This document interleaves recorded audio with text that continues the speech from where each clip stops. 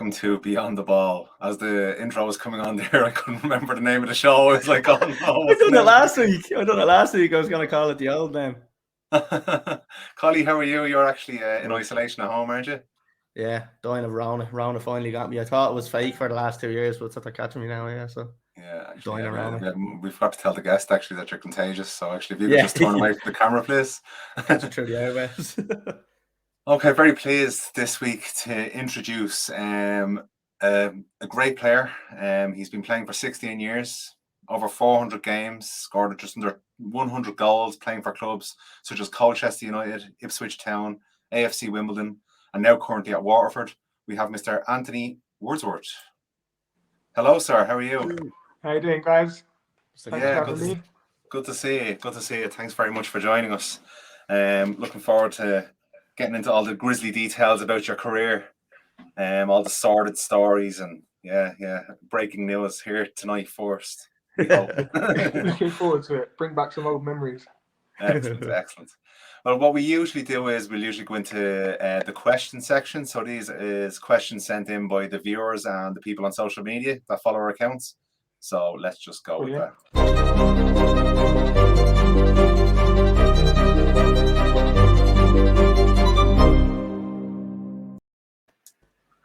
Okay, so I will read out the first one.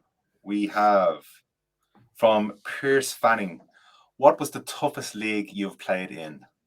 I'd have to say the Championship, just because when I took the step up from League One, everyone was just so much fitter and stronger. I played for 3 different clubs in the Championship and found it difficult, all of them to be fair. But every time I played in League One, I found it easy. Right. But I think that just tells me that I was too good for League One, but not good enough for the Championship. Yeah, somewhere able to 1.5.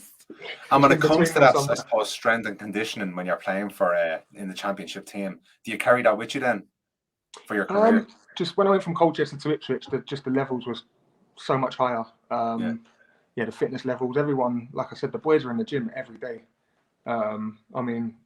Now I'm at Waterford, I meet up with Daryl Murphy quite a lot, but he was just like, for instance, in the gym every single day, played in the Prem and like played around, and I'd be thinking like, just go home, like, what's he doing?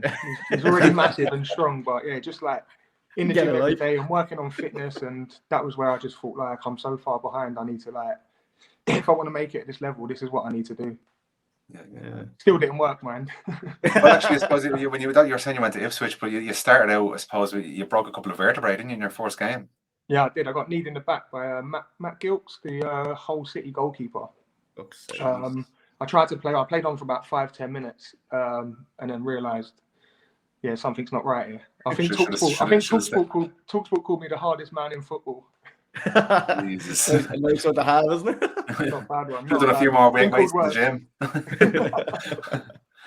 gym. All right, Colly, I'll let you go next. Right, this one is in from Big Bob 21. Love the name. Best player you have faced? I'd have to say Dimitri Payet. Just when West Ham first signed him, we played against them, and I remember like I was friends with Aaron Cresswell at the time. He had just gone to West Ham, and I was like, "Wow, where have you found this geezer from? Like, he's frightening." And I remember texting all my friends saying, "Like, I've just played against this kid. I've never heard of him. He's unbelievable." But he went on to prove me right.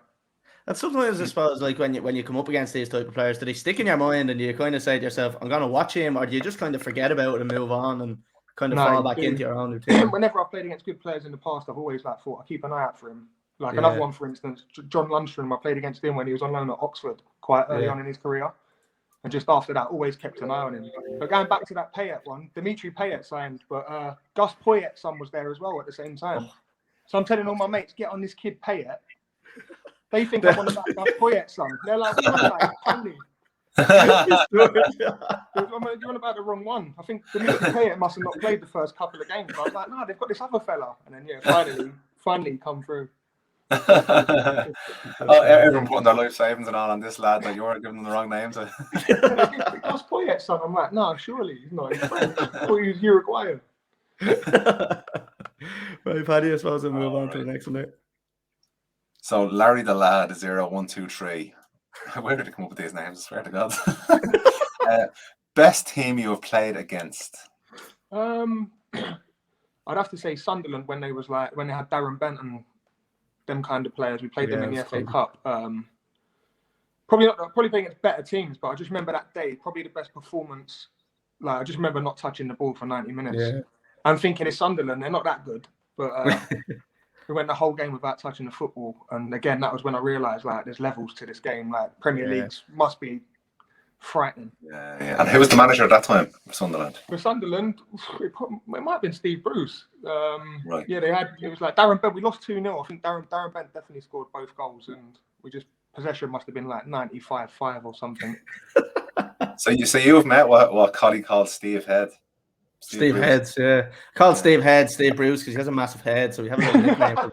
We call him Steve Heads because he has a big, massive head.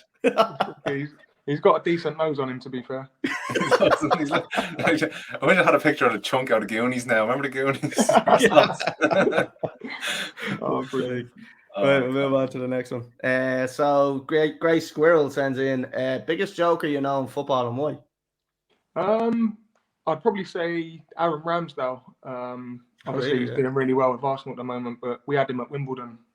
Yeah. And he just settled like snow. His first day, you'd think he'd been there like 3 years, playing jokes and stuff. But yeah, just always up to something, just hiding people's clothes and putting people's shoes in the shower. And obviously, when people get annoyed about that, it just makes it even more funny. They're probably fuming. Their trainers are soaking wet. But so what you meant to do? Pick up your wet shoes and laugh about it. That's what I mean. But it wouldn't happen like in any other workplace. You wouldn't get a grown man putting your shoes in the shower. But in football, it's just acceptable. Like you'd be 30 years old going home to explain to your wife that a 19-year-old just put your shoes in the shower.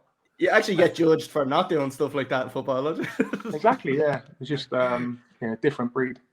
That's classic. Jesus, I've heard stories of people doing worse in people's shoes than put them in a shower. There was one recently, wasn't there? That someone shot in someone's shoe or something. Yeah. Goes on all the time. I was a part of when I was at Colchester, I remember someone actually got a broom stuck up their bum, and it actually made the papers and stuff, but I wasn't involved in that one. Oh God, long splinters. I'm just imagining the splinters. It was. I think a couple of people got sacked over that. Yeah, it was a long time ago, but I remember it. Yeah, it was quite bad. It was quite bad. I think one thing led to another, and it just got out of hand. One thing leads to another. Next thing you know, you're bending down with a broom up your arse. It used to go on back in the day. Like back in the day, the older boys would like just turn the lights off and come in and beat you up when you was in the youth team. So objects just go flying everywhere. Oh, it sounds like the film Full Metal Jacket. I'm kind of never became a professional footballer. Holy shit. Right, let's go. Next. Colly, is it you or me? Yeah, you. All right, sorry. Steve, 1989. What manager from now, would you like to work under and why? Or from all time? From all time. Just from now, I'd probably say Brendan Rodgers. I know Leicester are struggling at the minute, but he just has this like aura about him where he seems quite calm. And I just listened to something that Jordan Henderson said about how he improved his career recently in an interview. Yeah. And the way he apparently treats his players, he's like, his man management skills are very good. Yeah. So just from what I've heard about him, he seems very calm and just like I'd like to see what he's about. I think this season for him is a bit of an anomaly because he's done great at Liverpool and he has done a great job at Leicester as well. And obviously Celtic as well. So yeah, he's a good manager. And you're a big Arsenal fan, so I suppose Arsene must be up there, is he? Yeah. Oh, Arsene Wenger without a shadow of a doubt. I grew up right by the stadium, well, not too far away, and obviously that was always the dream to try and play for Arsenal, but I couldn't even get an Ipswich's team, so. I apologise for Colly, wearing. Just covering this up. I just sink down and cover the background. Sorry about that. Okay, Colly, I'll put it on to you now. Next one is in from Peter Tom. I suppose similar enough question actually. Best or toughest manager you've played under? Paul Lambert was up there. Overall, Mick McCarthy is definitely the best manager, and probably the toughest, to be honest. You won't want to get on the wrong side of him. But yeah, Paul Lambert was really good. Adi Boothroyd was just as ruthless as all of them. Yeah. I'd say them three, but overall, definitely Mick McCarthy. He So obviously, scares me now. It still scares me now, even thinking about him. He's a scary man. I do remember a few videos of him actually going around getting frightened by nothing and stuff like that. But it's very funny. But obviously in Ireland, he's obviously kind of loved and hated for what happened with Roy Keane and stuff like that. But like just talking about how he manages and what would your day-to-day interactions be with him as a manager? Was he very hands-on, or would he have been kind of let the coaches do it, or what way was he kind of managing? No, obviously he had TC with him, Terry Connor, he's been with him everywhere, I think. So he'd be very hands-on. Like most of my conversations with him were asking him why I wasn't playing, and when he told me, I wouldn't argue with him back, so I just accept it and walk out his office. But he was quite a fair man, to be honest. You know, people have this opinion of him and this perception, but he's actually quite a big softie. And quite approachable guy, and really good manager. I always think one thing about him is he realizes what he's got in front of him and really tries to adapt to what the standard he has. Whereas I think that's why you see it with Ireland. Ireland are shit, but he knew that, and he just done great with Ireland because he knew we weren't going to be beating great teams, and I think that was kind of. For me, that was one of the biggest things for him. I think you need that fear, don't you, for motivation? I think some managers are missing that nowadays. Like you're seeing that at Manchester United right now. I think that fear is missing from the players. And also like a kind of respect. I think with a manager like Mick, he's a tough man, but I think he's got the respect there as well. You wouldn't want to. He knows the game. Do you know what I mean? So if he's telling you something, you better take it on board. Yeah. Don't piss him off as well. Yeah, exactly. Okay, we have Gar5744. Hope that's not his bank pin number. Are there any players that you've played with that you thought should have been playing at the very top level? I would say just off the top of my head, Mark Yates. I mean, he did play for Tottenham, and he did have a very good career. Like played for Watford and been around the Championship for many, many clubs. But he used to do stuff in training where I'd think like, that's just scary. Yeah. Do you know what I mean? I always thought that he would go on to play like top 10 Premier League, and definitely for Ireland. He was Irish as well. I think he had a couple. He might have been in the squad maybe once or twice. I'm not too sure, but I think he played for the B. Do you have an Ireland B? Yeah. I know he was in the 21s and in the 21s. It was probably 21s he was with. But like, even now, as a grown man, I still go on YouTube and watch his clips. Wow. And what do you think stopped him from getting to the very top? Probably the same thing that stops everyone else from getting the alcohol. Like, to be fair, he loved the man out. He was like part of that Tottenham group. He was friends with like Jermaine Defoe, Aaron Lennon, Tom Huddleston, and anyone who's out on that London nightclub scene saw them 3 times a week. If it was career 10 years earlier, he probably would have been fine. Yeah. Yeah, definitely.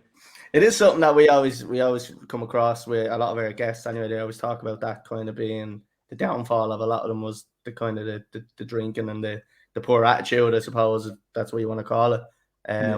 Is that something that you kind of think has faded out of the game a little bit now, or do you think that that's still kind of there? Yeah, definitely. No, it's gone. It's faded out. You get the League 1, League 2 teams, they'll have a night out here and there, but I think that's gone now. I think I was like, when I was first coming through, 18, 19, there was like a Tuesday club that was still going. I think my age group was probably the last to see that. Yeah. Now everyone's, there's so much money involved in the game now. Everyone's got their head screwed on. You can't afford to be doing it and getting caught out with stupid stuff. Like, the press are everywhere as well. Like, so exactly. Anthony is going to be fucking all over the media. Like, yeah, exactly. That's it. All right. Paddy. I'll jump now, and then if you want to kick into then the 4 set of interview questions. Yeah. So this is one we ask all of our guests. If your house is on fire, minimum damage now, obviously, but if you had to grab 2 things from your career, what would they be? So maybe a jersey, a significant jersey, pair of football boots, shin guards, anything like that. Yeah, it'd probably be the jerseys, to be honest. I mean, I've kept loads over the years. What's your first go-to? I'd probably go for I've got an Aubameyang shirt, and I'd probably go for Mark Noble just because it'll be worth a few quid when he retires. I'll sell it to a West Ham fan. Yeah, exactly. Yeah, exactly. That's your pension, huh? Yeah. I grabbed a few of them actually when we Wimbledon. We beat them in the cup a couple of years ago. Yeah. I was in there raiding shirts. we asked this last week to Keith Fatty, and it was like what was it like for your team when you played against say you got an FA Cup draw against someone outrageous? Was there a race to that one specific person's jersey, or was it kind of you tried to play it cool and you were like, here, look, any chance, like, you know, like hoping that no one else is asking? Everyone says like, oh, I ain't thinking about it, but deep down they are. Like, if you're playing Man United or a Chelsea, you know, like when the ref's going to blow the full-time whistle, you want to be standing next to someone decent. But yeah, I think I might have asked him during the game actually. When I knew it was like 4-2 and we was going to win, I think I said to him, give me a shirt after the game, please. I've got friends who are like big West Ham fans. And he was like, yeah, sweet, no worries. And like, is that, I suppose, like, is that a conversation that does go on during the game? Do you want to like kind of get there? So you I suppose, like, looking at it as a fan, you're kind of saying, what's he fucking asking for his jersey for? But obviously, personally, it's a big thing where like I could get this guy's jersey. But like, is that a thing that like maybe you would say to someone on the walk out or in the tunnel before the game? Or is it a respect thing, or do you just wait till after the game? Like I said, I only asked because we were winning 4-2. I knew we'd won. If it was 0-0 or we was losing, I don't think I could have brung myself to do it. Not only that, I think like the person you're asking as well, they'll probably think like you're a bit of a donut. Do you know what I mean? You're getting beaten, you're asking for my shirt. It's just like, just not something I would do. But it does go on. Yeah. All right, that's fair enough. Right. Look, we'll jump off the questions. That's all we have in. So usually what I like to do is I like to kind of get a bit of a background on the guests that we have on. So I suppose we'll go back to the very, very beginning of your career and I suppose your life. Where did you grow up and how did you kind of first initially get the attraction to football, and what was it that kind of brought it to you? I grew up in Camden Town in London. I started playing. I had two older brothers who were playing football at the time. One of them was all right. The other one was not too bad, to be fair. But my dad took me to my local club, Westwood Boys. Probably started playing for them when I was 7. Got scouted by Wimbledon, the old Wimbledon, before they went bust. So I was there in the academy until that all went bust. I had to leave there. I signed for Charlton. Yeah. But when I was that age, like I was at Charlton from probably under 12s till under 16s, but I was quite small. Yeah. To be honest, I didn't play much. I was always on the bench and sometimes even played like an age group down. Yeah. And I was thinking like, it's not going to happen for me. Do you know what I mean? Like, probably going to have to go and do something else. I was telling my dad I wanted to be a cab driver. I just wanted a moped to do the knowledge. I was like, all my mates were getting mopeds. I was like, oh, Dad, I want a moped. I want to do the knowledge. I want to be a taxi driver. To be fair to him, I stopped playing for a little while, and it was actually him who ripped to a few clubs to say like, could I get a trial? And Southend, Colchester United, and Nottingham Forest got back to me.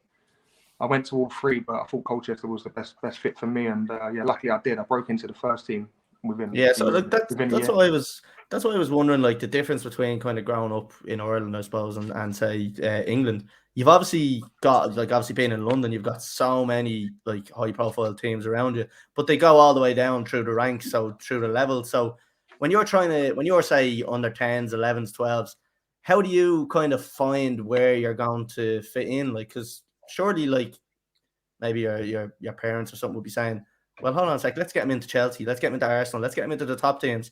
Or do they just go, well, what's the closest to home? How do you decide where you try to fit in, like, at that age? That's something you have to think about, really. I was training with Arsenal and they actually offered me a deal when I was like 12 years old, but also going to Charlton as well. And Charlton offered me a deal.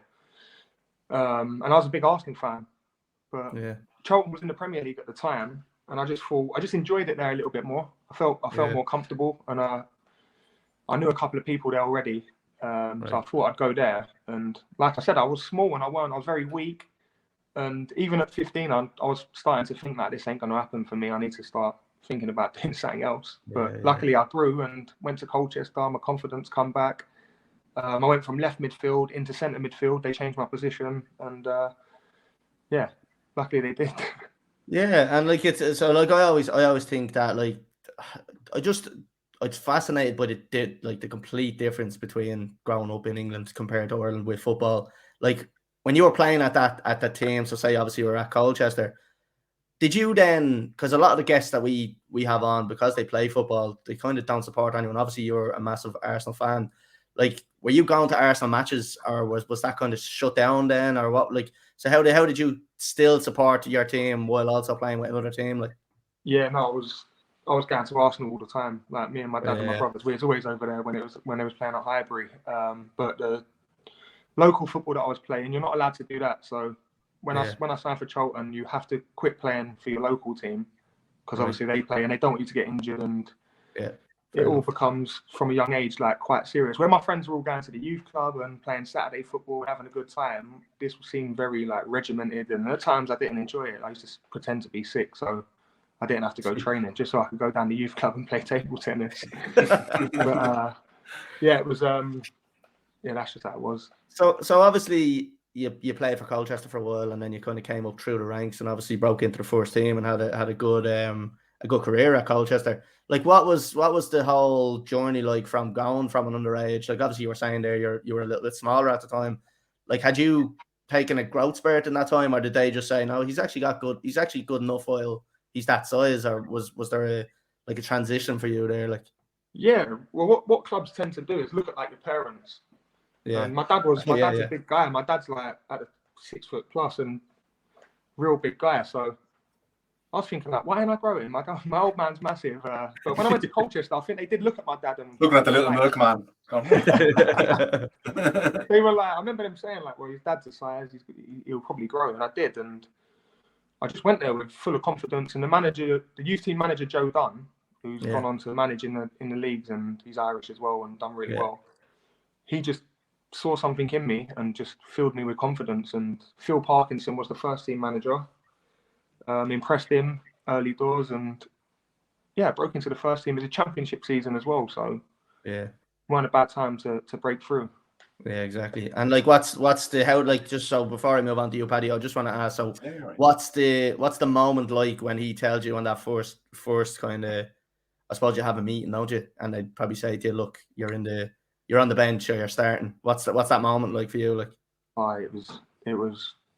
I remember him saying that we played Hull City again. I made my debut for Ipswich against Hull, but also against Colchester. First start, they told me I was starting. Gone home, told my parents the night before. But because I'd gone from that, I was going from the youth team into the first team.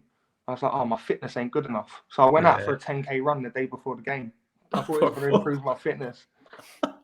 Went out for a big run, come back. My dad was like, hey, you got a game tomorrow? I was like, yeah, I need to get fitter. He was like, well, you're not going to get fitter by tomorrow. So I've done that. I've turned up late for the game. Phil Eiffel, who we just signed on loan from Tottenham, was picking me up because I couldn't drive at the time. We got there late, like 15 minutes late, walked into the changing room. Obviously, thought manager was going to be fuming, thought I wouldn't play. He was like, look, settle down. You're going to play, don't worry. I wish I didn't. Like, we got spanked 6-2. I think I was dragged after like 60 minutes. Someone got sent off and had to go and play left back, and I was all over the place. I'll tell you what, sorry, you done the 10K run then. all the fast wingers running at you. Oh, no, I don't know what I was thinking. Like, I thought I'm going to struggle. I need to get fitter. I literally went out for a run the day before the game. When I look back now, I think that could have been the end of my career. Like, it literally could have been. No, they could have seen me in that one game and been like, nah, he's miles off it. He doesn't have the legs. That's what I mean. Oh, little does you know, he's after doing twice the running he should have done the day before. Exactly. Hey, Paddy, sorry, I'll move it on to you there now. Oh, brilliant. Well, I want to jump onto your Arsenal supporting the club. So as a professional footballer, starting out your career, could you have played for Tottenham? Could you have played for Spurs or Chelsea? Yeah, I could have. I would have played for anyone, to be honest. I do think about it. Had a scored against Arsenal. Yeah, no, my kids ask me all the time, if Tottenham wanted to sign you, what would you do? I'd be like, well, you'd be living in a lot bigger house. So yeah, money's money. Exactly. 100%. Very good, very good. So from Colchester to Ipswich, you were there obviously in Colchester for a good long time. That must have been a difficult switch for you, I suppose, because even now, like all of us in normal jobs, you leave a job, it's a tough transition. Like, you know, you're getting to meet your new teammates. How did that happen, and how did you integrate then into the Ipswich team? Because obviously it started out fairly badly for you with the injury that you got. Yeah.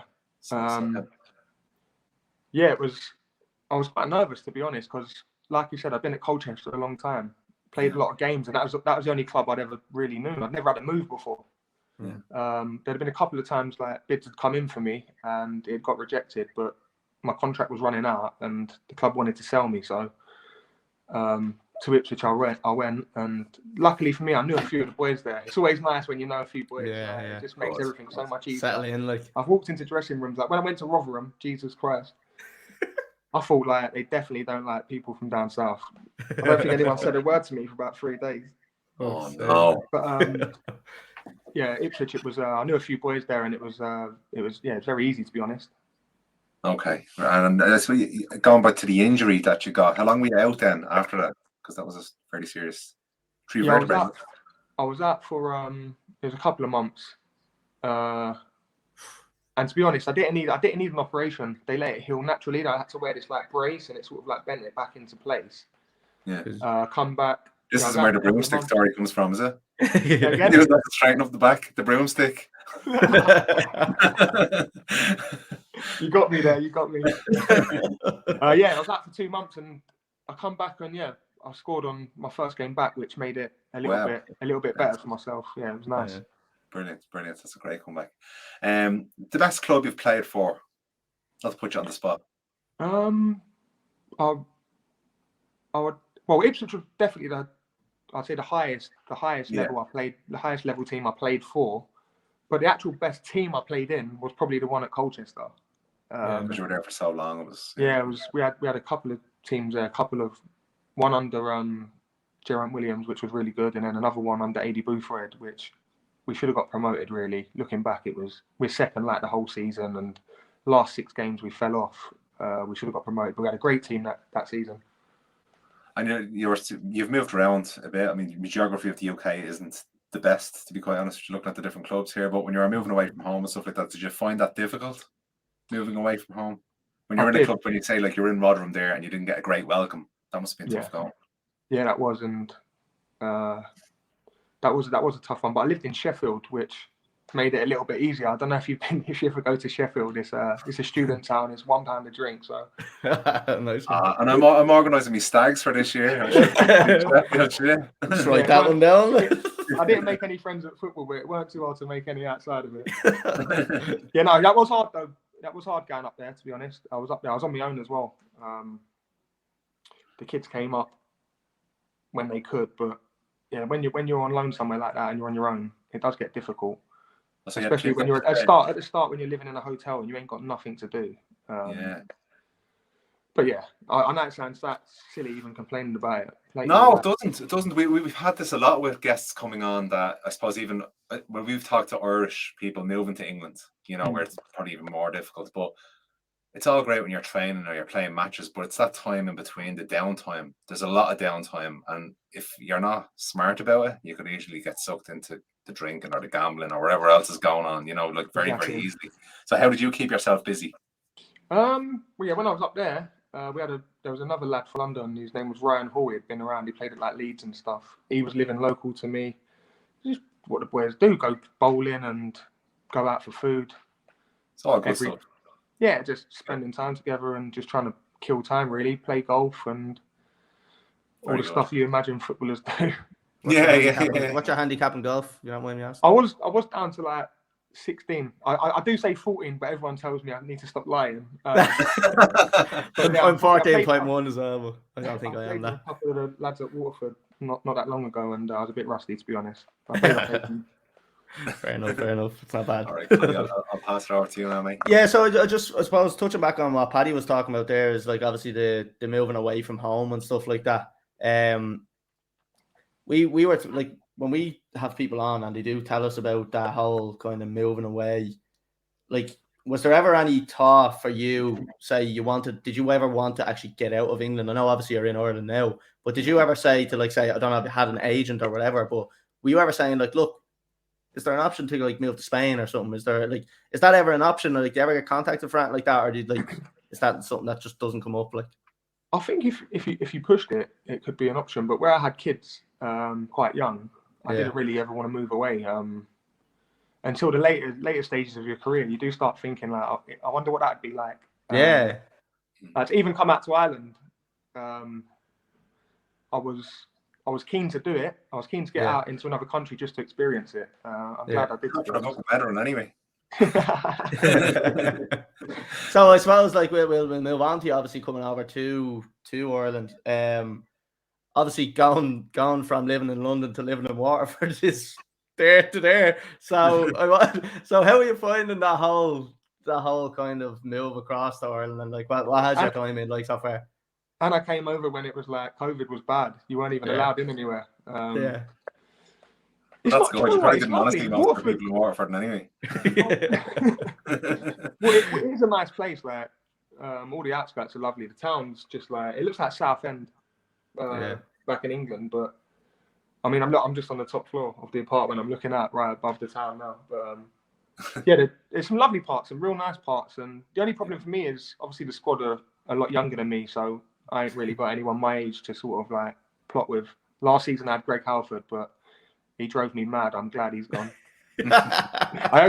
I'll show him this. I'll show him. Yeah. So we'll clip that and put it up and tag him in it. So look, obviously you're in an apartment, so that's another thing that I kind of wanted to touch on. So obviously when you move around a lot in England, and I suppose now that you're in Ireland, you're living in an apartment, is it the same type of way that say an Irish guy going off to England would be, where he gets put into digs with maybe fellow players or something like that? What way was it for you when you were moving around kind of through Ipswich, Colchester, Southend and stuff like that? Were you in an apartment, or were you kind of staying with players? When I went to Ipswich, no, I was by myself. Because I went from Colchester to Ipswich, it's not a million miles away. I mean, I was travelling at the start. I did move to Ipswich in the end. Right. But when you first sign for a club, they sort of like put you up for the time being while you sort of find your feet and find somewhere to live. And it's all that of like asking the other players where's nice to live and all that kind of stuff. Yeah, all that kind of stuff. But with the Irish boys going over to England, it'll be the same. They'll be put in an apartment. I mean, I'm with one of the other guys, Richard Taylor, who I played with Richard at Barnet. Yeah. He played for Southend and he's played in the league in England. So I'm in with him at the minute. Yeah, he's no good at washing up or I've had to teach him a few things. But so look, obviously, just going back to Auntie, obviously coming over to Waterford, look very unlucky with last year. How did we obviously know what kind of went on, but from an insider's point of view, what was it like? Do you know what? I came over and we done so well, and we was winning games and everything was going so well. And last two games, obviously the manager's been suspended or whatever. We was finding out just like anyone else. Obviously, it is a strange time to get rid of the manager, but the owner's the owner. He had his reasons, and if that's what he felt he needed to do, that's what he needed to do. And was that communicated to you? As what way did you find out about that? Like, I think it just happened so fast. I don't think there was time to really communicate it to us. They've just for the viewers, Colly, and for me actually, because I don't have a clue what you're talking about. What happened with the manager? Well, him and the owner had fell out somewhere along the line and had a disagreement, and the owner sacked him 2 games before the end of the season. Wow. I think we played the last 2 games with last 1 game, with Ian Hendon, who was like a coach at West Ham. He came over. He done his best. He was a decent coach. But the owner and Mark obviously had a falling out. With you being one of the senior players, you touched on it a little while ago. Did you feel a bit of responsibility to assist with, looking after the team, especially the younger players, guiding them a little bit through them last 2 games? And I suppose even from day to day in the club, how do you feel as one of the more senior players? Yeah, because there's a lot of young boys here. That's the first time they would probably experience a manager getting a sack, but it just happens all the time. I've been at loads of clubs where the manager's got the sack at different times. Just something you have to deal with. It's an experience for them, and one I'm sure they won't forget. And am I right in saying that the manager showed up in the last game and still gave us a bit of a pep talk? Am I right in saying that? No, he didn't give us a pep talk, but he was there. He was there in the stand. He came to watch, because obviously he'd put in a lot of work as well, and I'm sure he would have liked to see us stay up and finish off what he started. From what I've kind of heard from outside is that, like, he was saying there's absolutely no way I'm missing that last game, and it was kind of, that was it, like, I put in all the hard work for that team and there's not a chance in hell that I'm missing that last game. So obviously showed up and watched the game. Like, he was a bit of a character as well, and To be honest, we just fell off it towards the end. I don't think the manager situation would have necessarily kept us up. Yeah. We're just. You said we can swear on this, right? Yep. Say whatever you want. We just shit. No fucking way. We just blew up at the end. I think everyone had done so well for such a long period of time. We just blew up, to be honest. Yeah. Yeah, and like, I suppose then moving on to this season, good start. Optimistic for kind of the season ahead. Yeah, very. Obviously, new staff. Ian Morris has come in, young manager, hungry, organised, like really, really good manager. Wants to do well. He's got us playing with confidence. I think we're level on points still with the top of the league. So it's early days, but so far I've been really impressed by him. Yeah. Paddy, I'll move on to you there. Yeah, moving back to, I suppose, being one of the senior players and the dynamics of when you went to Colchester, being the young lad going in and you having the older senior players there. Did they look after you when you went in, and then do you return the favour now when you were at a club? Yeah, definitely. It's always nice. I mean, like Lewis, we signed Lewis Britton from Bristol, and he'd just come over, young boy. Just little things like text him saying, "Come on." When as soon as he arrived, "Come, let's go and have something to eat." Great. I took him to Pink's. If there's any Waterford fans listening, they'll know what Pink's is. It's a bit of a lively restaurant. He walked in and went, "Jesus Christ, this place is like Malia." Like the town, you know, it's just like all the clubs are open and there's students everywhere. I think he thought he'd done the right thing. But that's great, because straight away I was thinking about the football side of things, you know, training or every day. But I suppose it's that integration into the team, which for young people, especially coming into a new club or a new job, even that's the hardest part. And for have someone senior like yourself to say, "Yeah, come on now," putting the arm around them, massive, absolutely massive. So yeah, it means a lot. And also, when you sign for a new club, like you're going into a dressing room, you're trying to take someone's space, and it can get a bit competitive. So yeah. But if you want to be successful as a team, you need to get along and be on the same page and have that kind of like love and respect.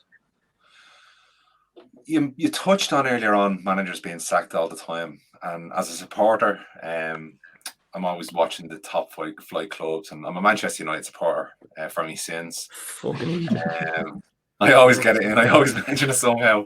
But I'm watching managers go in. We're talking about anything, and all of a sudden Paddy just turns and we're talking about United. Like, it's just fucking always happens. Like, no, but could you see the blame being put on the players in terms of do you lose the motivation when you know, say, an interim manager is coming in, or you know the manager's on his way out? Do you not try as hard, or like as a professional, are you always giving it 100%?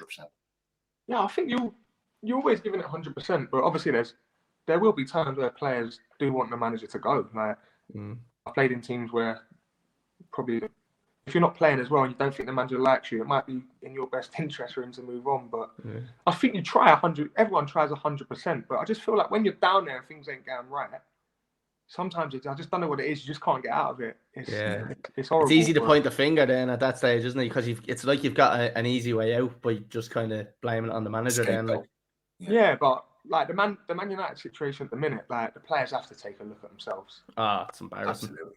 Yeah. I just don't get how. I've watched them a few times. I mean, my group chat's brilliant. They're all Man United fans, all my mates back home, and it's just every time they play, it's just I just love it. It's carnage, isn't it? We have a group chat as well, and obviously Paddy, and then I think there's 2 or 3 of the other lads are Man United fans, and then we 2 Liverpool fans. I'm the solo Chelsea fan, but every Manchester United game, the group just be hopping. Maguire, what the fuck is Maguire doing? How is he a fucking professional footballer? It's just the same shit all the time. Like, yeah, I see. Even the commentators are starting to hammer him now. I see a clip the other day where they said something about his head. He's got a big head. They actually said it on TV. Thinking like, it's a liberty. That's bang out of order. He's getting it from the commentary on like Styles thing. It's not outrageous. Actually, can I actually? Sorry, I just want to jump in. I just want to get your thoughts on him. Actually, like, I suppose the England team itself. Like, so, like, I know we look at Harry Maguire and we kind of really slate him and give him a bad time, but I think it's probably justified by his performances. Like, for you as obviously an England fan or whatever, what is your thoughts on a player like that? Like, do you think that he shouldn't be selected for the England team, or do you think, no, look, he is playing for one of the best teams in the world? You know what? He has to be honest, to be honest, I know he gets a lot of stick, but he's playing for Man United every week, and Gareth Southgate's picked him for England. Do you know what I mean? Yeah. As much as supporters are entitled to their opinion, these are like experts. So if Gareth Southgate thinks he's a good player, I'm going to keep my opinions to myself. Yeah. He does well for England, though, doesn't he? Like he does. He does well, especially like in the Euros. Just before Man United signed him, I thought it was a brilliant signing. He was playing brilliant for England. He done really well. So, and he done well. He done okay for United last season as well. It's just this season has been an absolute travesty. It's been absolutely terrible. He's made some ricks, and when you make mistakes for a club like that, it's going to get highlighted. And but that whole club is just like a big cloud of negativity is over it. So every player is going to be affected by it, really, aren't they? Like it's very hard. Like you want to be Superman not to be affected by that. They are. Well, they must be cursed, because how do you sign Ronaldo and get worse? Like things are just not going. That's when you know things are not going well for you. Yeah, exactly. I remember my son was 5 years of age. I was actually in Wexford, mobile home, and the news came through, Ronaldo signing for United, and I picked him up. I was like, son, this is the turning point for Manchester United. We're going to be winning next season. And he keeps asking me, Dad, when are we going to start winning? I'm like, I really don't. Anthony, can I ask you about the Euros for England? Talk us about kind of where did you watch it, or what was your kind of thoughts on it? Did you think you were going to win it, or I did. To be honest, to be honest. When we got to the final, I was thinking, this is it. It's going to be it. The one. I mean, I was plotted up with all my mates, family. I was thinking we're going to win this tonight. It's going to be a good night. And did you go out to a pub, or did you gather everyone? I did. I went to my local pub. I was in my local pub in Camden. Literally, the whole estate where I come from just piles into his gaff. Piles into his gaff, and it's completely mad. And I was with my two sons there. And I was thinking, please win. So that's one of them moments you want to share with your kids and stuff. All the people I was with, my family, I was thinking, please. Yeah. And then it wasn't to be. And so what was the mood like after? We won't spend too much longer talking about the disappointment of that. The mood was still, everyone was just rotten. You know, imagine the mood was still, Sweet Caroline, all that was still going on. You would have thought we'd won it, to be honest. Paddy, sorry. Yeah, no, you're all right. I suppose, do you see yourself finishing your career in Waterford? I don't know. Yeah, well, I'm only 33 at the minute, and I feel alright. Yeah. So. Well, now hold on. So Paddy thinks anybody at the age of 30 should be retiring soon, because we had Gav Houlihan on from from Hartlepool, and Gav's only 13, and Paddy was obsessed with talking about him coming to the end of his career. Like, I should be a financial advisor. It's just I'm saying you should be planning for the inevitability. Don't worry. Yeah, I'm planning for that. But the aim is to get promoted, and then it'd be nice to have another year in the Premier League. Yeah. Very good. And then have you thought about what you might do when you hang up the boots? Yeah, I've done all my coaching badges, but I'm also at university at the moment. I'm doing a degree in professional sports writing and broadcasting. So going down the media route is something I'm interested in. So I'm in my final year of that. Hopefully, I'll graduate in November with a decent. But if you need any presenter tips or anything, give us a shout. Like, we're always available. Brilliant. I will do. Probably go on. I'll pass it over to you now. Yeah, I just want to. So obviously, I'm going to just kind of backtracking a little bit here. So, talk us through, I suppose, the differences between a day in the life of you playing for Colchester compared to what it's like now playing with Waterford. Obviously, there's probably different levels in it. But what are the main differences that you're noticing between your kind of day-to-day life? To be honest, not much. Obviously, really? change of scenery. I mean, I'm out here. I'm on my own. It does get a bit boring, to be honest, because there's not a lot going on in Waterford. So, but I just keep myself busy with the university work and just spending time with the other lads. Really, like I said, it is difficult because they're a lot younger than me. And the squad's made up of like 19, 20-year-olds. So they call me uncle. Oh, for fuck's sake! Yeah. That's what they call me. So, and so go to the gym and just keep busy, really. Yeah, you're talking about kind of doing the university stuff. So, like, would the club have any hand in helping you out with that type of stuff, or is that all kind of off your own back? They will do. They don't know about it yet, but I'm gonna start asking. There you go. I'll start asking the boys that do the media to give me a hand with a few things. At the minute, I've got to I'm making my own blog at the minute, which is part of the degree. So I'm trying to get to grips with WordPress, which is I good. find it quite difficult, to be honest. Well, us dinosaurs, as Paddy would call us, kind of struggle with that type of thing, you know. Another one I want to ask you is, what was the most hostile ground you've ever played at? Oh, Stoke, without a shadow of a doubt. Really, yeah. Like, played there, it was Colchester Championship season. We needed like a point to get in the playoffs. It was 1-0 up at half time. Chris Ibalumo, I think, scored a penalty. And I just sat behind the dugout thinking, I don't want to be here. I'm actually scared. Like, I was actually honestly scared. And Mick McCarthy, who's like a big hard man, was our assistant manager at the time. He's at Luton now. He's like walked into the stand. They're giving him a bit of stick. And I know he's mental, but he's walked into the stand. He was up for a proper scrap. And I was like, wow, this is mad. But yeah, their fans were horrible. Throwing stuff, spitting. Oh, it was just, really? I was only a kid as well. I was like 17, 18. Jeez. I was actually scared. I thought, do not bring me on. The last thing I want to do is come on in this game. I was shaking. That's mental, isn't it? Like, even like the throwing, like whatever about the abuse or whatever, but the throwing stuff, I think it's a bit too far. But fucking hell, like, because you always hear, we like obviously over here we always hear that thing of fucking cold Tuesday night in Stoke or whatever whatever way they word it.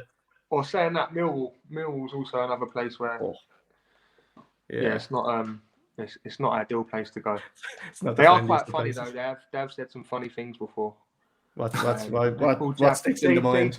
J-Tab was warming up once, and he had like this coat on, and where the lines had gone in, they were just calling him the Michelin Man, and like, I don't know, I was just laughing. I found it funny, like this little 10-year-old kid going, "Oh, you little Michelin Man." His dad was like, "Go on, son, tell him."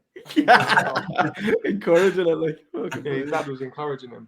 But they're mental, them Millwall mob. That's brilliant. Just a quick one. Like, one of the comments in there, just from Shane Cameron. I asked Anthony, does your kids come over every other weekend, or how do you balance your family with your career abroad? Yeah, at the minute they're at school at the moment, so they haven't been able to come over. But yeah, we'll get them over. I'll get them over when I can. And to be honest, I've been going back as well quite a lot to see them. Because we play Fridays, we've got the weekends as well. So it's not bad, is it? Like, it's only a quick flight. It's just that bus journey to Dublin or Cork is a bit of a nightmare because we don't have no car. We don't have no car out here at the moment, me and Richard. So we're bus wankers at the minute. Well, yeah, you must find it tough being away from the family. Yeah, it is, and like I said, it's the first time I've been playing abroad away from the kids. So yeah, it has been tough. But it's just something you got to do. Well, what age are they? How many have you got? 10, 8, and 6. 3 kids. Just fair play to you. So you're getting a nice rest, actually. Enjoy it. Breakaway. Actually, can I just jump in there, Paddy? I just want to say, because you're touching on kind of Anthony being like the older kind of guy in the group, as you'd say. Is there much like kind of say team bonding being done? Like, are you going on nights out or anything as a group, or is that kind of you're kind of just left here on the voices like kind of after training and stuff? Is there any of that happening? Not really, not nights like that. I mean, we haven't had one yet this season with the Waterford boys. But like I said, I just think like they'd rather go paintballing, or if there was something like that to happen, it wouldn't be a night out. I think it would be probably paintballing or go-karting or something shit. Yeah. I mean, I'd much prefer a night out, but I just honestly think them days are gone. To be honest, they don't really happen anymore.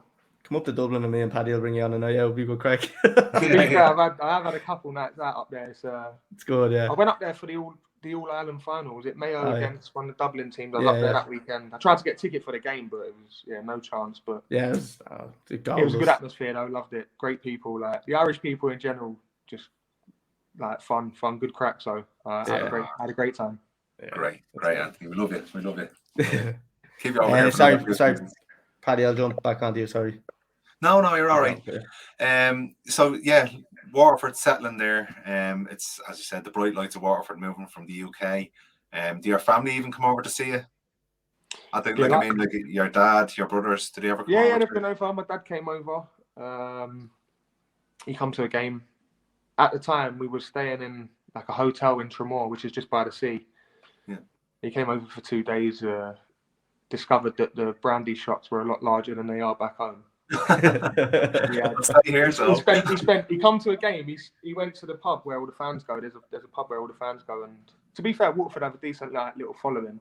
Yeah. And he's in the pub drinking with them before the game.